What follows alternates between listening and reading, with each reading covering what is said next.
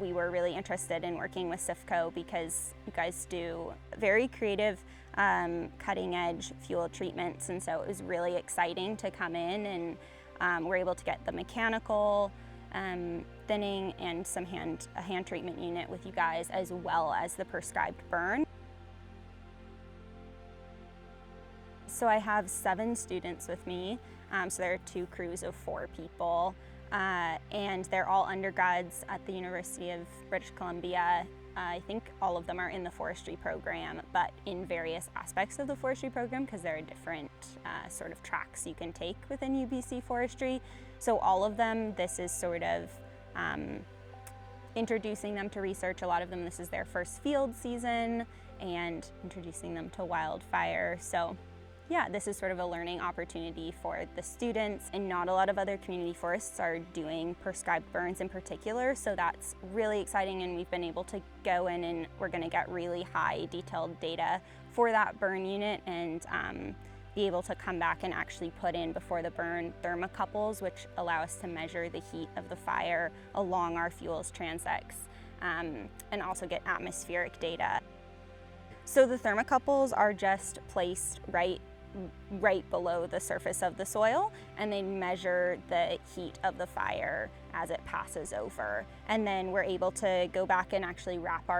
the twigs along our transects in wire, and then see what happened to each twig, and then also connect that with the heat that we're measuring with these little thermocouples.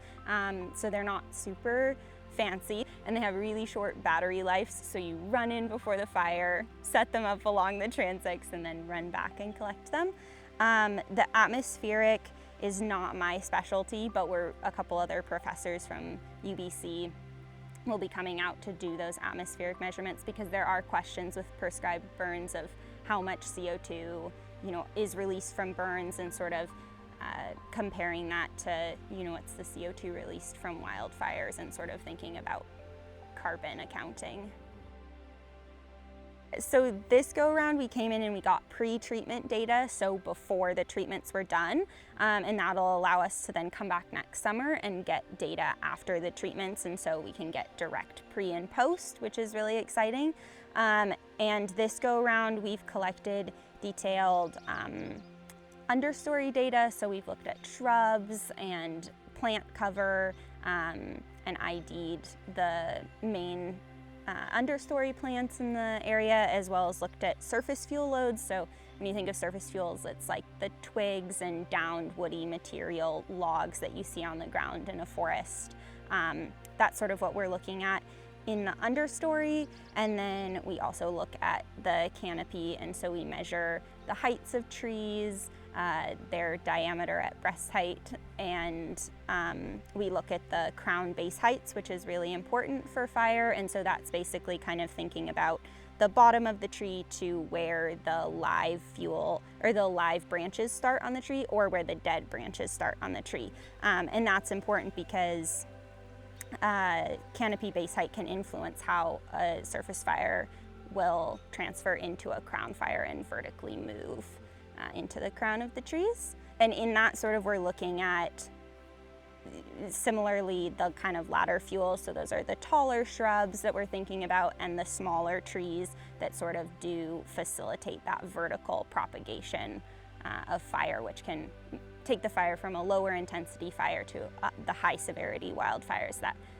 people are seeing on the news and experiencing in their lives. This type of research has really not been done in Canada. It has been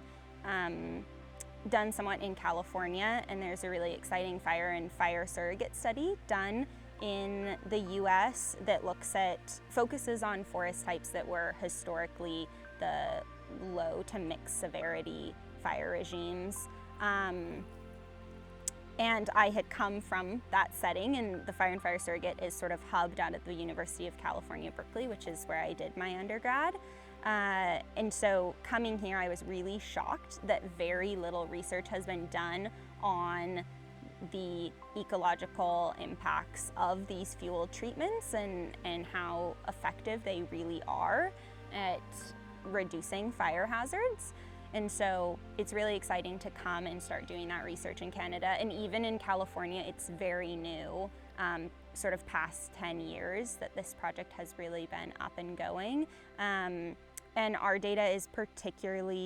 set's particularly detailed because we want to be able to compare the data to the fire and fire surrogate study, also to data collected more widely in British Columbia, as well as data collected more widely in Alberta. So our protocol is